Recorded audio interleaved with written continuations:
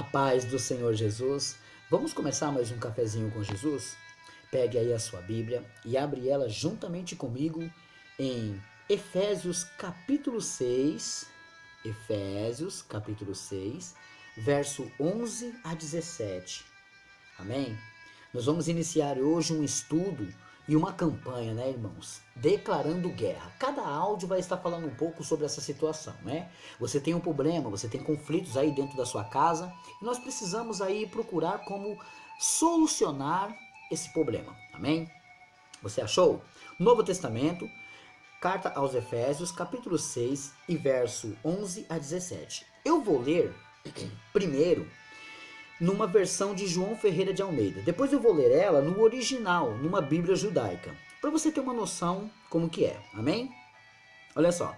Efésios capítulo 6 e verso 11 diz assim, ó: Revesti-vos de toda a armadura de Deus, para que possais estar firmes contra o quê? Contra as astutas ciladas do diabo. Verso 12. Porque não temos que lutar contra a carne e o sangue, mas sim contra os principados, contra potestades, contra os príncipes das trevas deste século, contra as hostes espirituais da maldade nos lugares celestiais. Verso 13. Portanto, tomai toda a armadura de Deus, para que possais resistir no dia mau, e havendo feito tudo, ficar firmes. Estais, pois, firmes, tendo cingido os vossos lombos com a verdade, e vestida a couraça da justiça, e calçado os pés da preparação do evangelho da paz. Amém? Verso 16. Tomando sobretudo o escudo da fé, com a qual podereis apagar todos os dardos inflamados do maligno. Verso 17. Tomai também o capacete da salvação e a espada do Espírito, que é a palavra de Deus. Amém? Essa é uma versão de João Ferreira de Almeida. Agora eu vou ler numa Bíblia judaica, no original, como esses versículos estão escritos. Amém? Vamos lá. Aos Efésios capítulo 6, do 11 ao 17. Verso 11 no original. Usem toda a armadura e as armas providas por Deus, para que sejam capazes de resistir às táticas enganosas do adversário. Verso 12. Porque nós não lutamos contra seres humanos, mas contra os líderes, as autoridades e os poderes cósmicos que governam as trevas, contra as forças espirituais do mal na esfera celestial. Verso 13. Por isso, usem todas as peças do equipamento de guerra concedido por Deus, para que quando o dia mau vier, vocês sejam capazes de resistir a ele, e quando a batalha for vencida, permaneçam em pé. Verso 14. Assim, resistam, usem o cinto da verdade preso em torno da cintura, revistam-se da justiça como couraça. Verso 15. E usem os pés a prontidão procedente das boas novas de Shalom. Verso 16. Sempre usem o escudo da confiança, com o qual podereis apagar todas as setas inflamadas do maligno. Verso 17 e último. Tomem o elmo da libertação com a espada concedida pelo Espírito, que é a palavra de Deus. Amém? Bom, eu li aí uma versão judaica e uma versão de João Ferreira de Almeida para que você possa compreender um pouco melhor, né? Mas eu quero que enquanto a gente esteja se preparando, antes que você tome posse da armadura de Deus, você venha aprender algumas coisas, né? É necessário você aprender algumas coisas aqui. Vamos lá? Olha, primeiro, sejam todos bem-vindos ao quartel-general de Cristo. Antes de nós entrarmos nessa guerra, temos que saber quem é o nosso inimigo, né? Então nós vamos ver aqui Apocalipse, vamos lá? No final da Bíblia, Apocalipse, capítulo 12. Vamos lá? Eu preciso, irmãos, pontuar certas coisas, né? Capítulo 12, versículo 7 e versículo 9.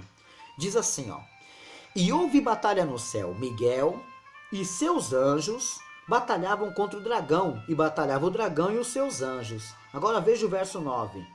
E foi precipitado o grande dragão, a antiga serpente, chamada o diabo e Satanás, que engana todo mundo. Ele foi precipitado na terra, e os seus anjos foram lançados com ele. Portanto, o nosso inimigo, que era um querubim de Deus, se rebelou, houve batalha no céu e ele foi expulso. E ele caiu aonde? Aqui na terra. Ele sozinho? Não, veio ele e os seus anjos. Tá entendendo? Aonde nós vimos ali em Efésios, que são os principados, potestades e hostes malignas, tá entendendo? Então veja Lucas 10, 18, Lucas 10, 18 e 20. Olha só.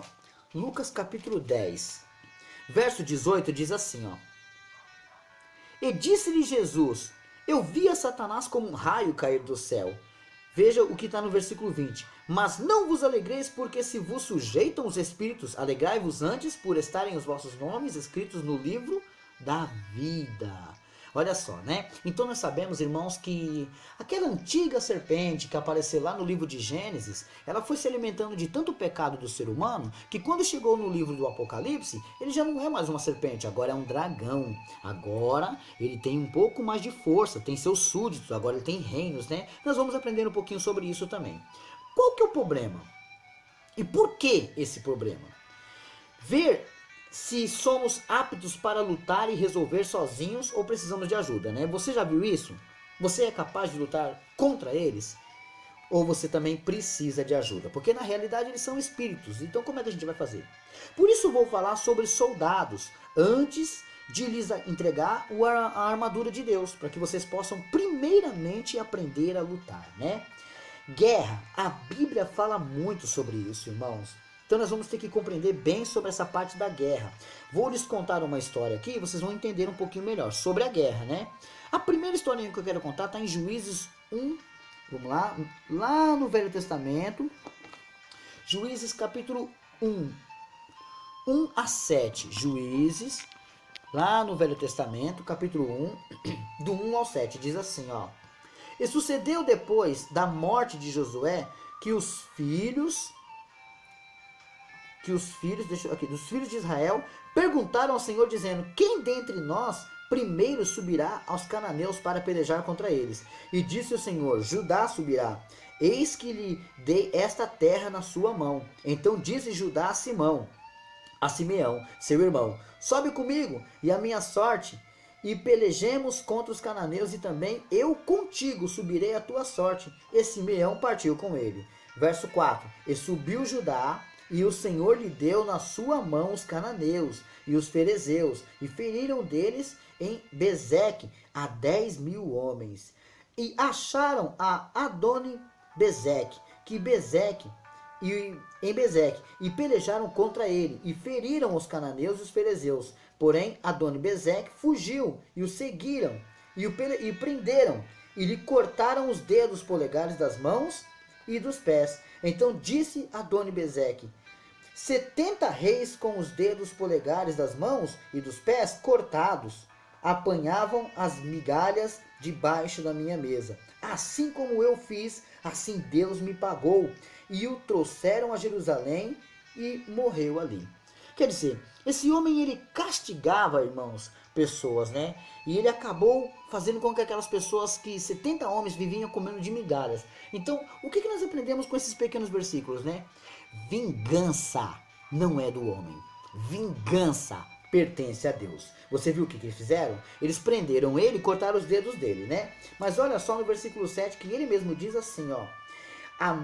Assim como eu fiz, assim Deus me pagou. Então não adianta você querer guerrear com vingança. Não adianta você querer guerrear fazendo o mal. Não vai adiantar. Amém? Procure, meus irmãos, procure entender a vontade de Deus na sua vida. Você não pode achar que você já pode chegar e fazer contra as pessoas da maneira que eles fazem com você. Não, você não pode, você não deve, irmãos.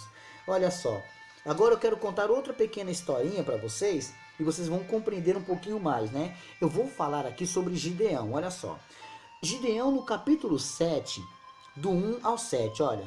Então Jerubaal, que é Gideão, se levantou de madrugada e todo o povo com ele havia-se acampado junto à fonte de Hadod.